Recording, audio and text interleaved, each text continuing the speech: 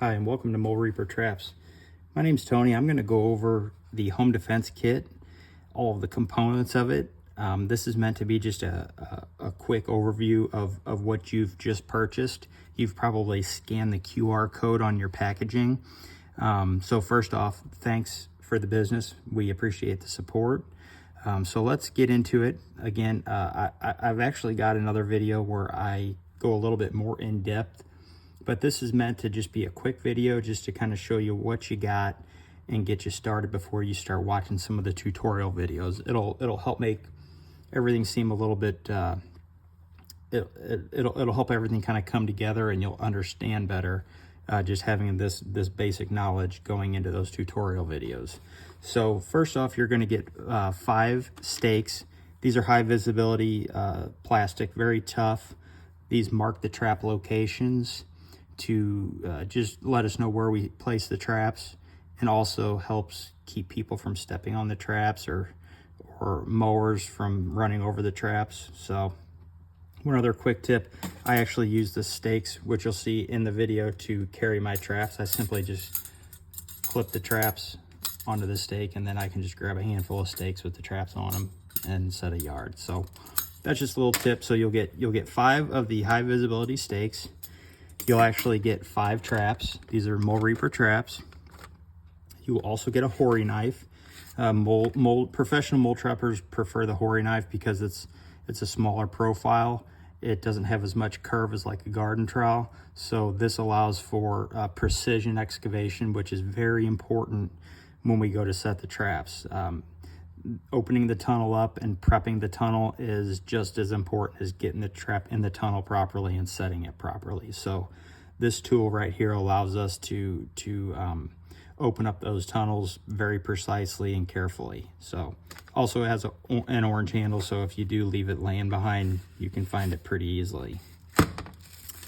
Next is a long-handled teaspoon. We use this to clean out each side of the tunnel because when we initially open that tunnel up, we're going to have some dirt that will likely funnel down, fall down each side. So we use this to help clean that out, because we like our tunnels to be prepped properly and very clean before we actually place the trap in and set the trap.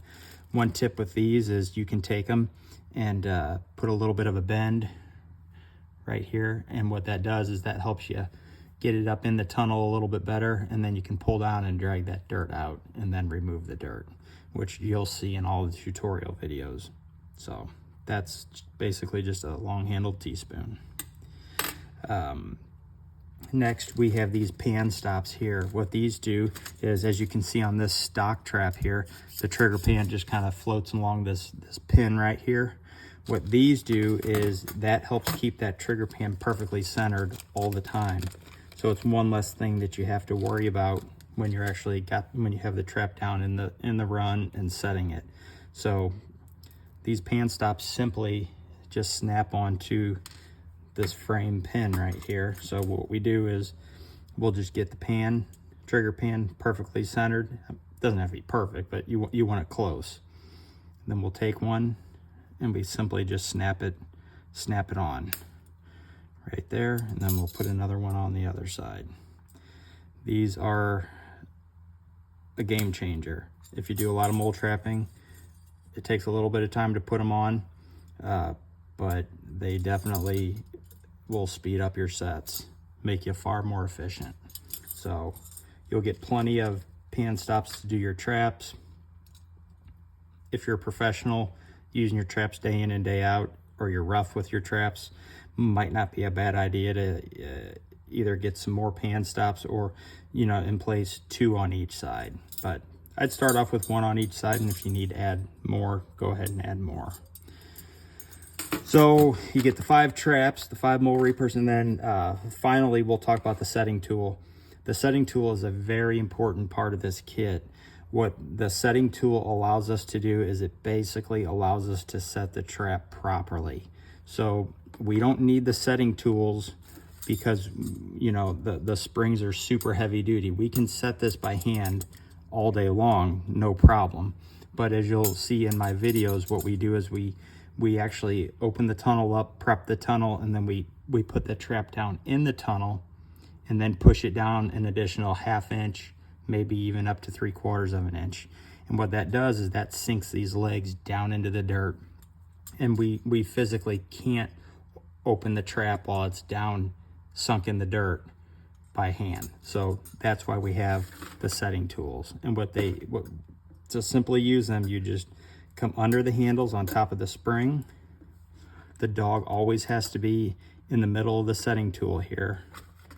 And then you take the other one, same thing, under the handle on top of the spring.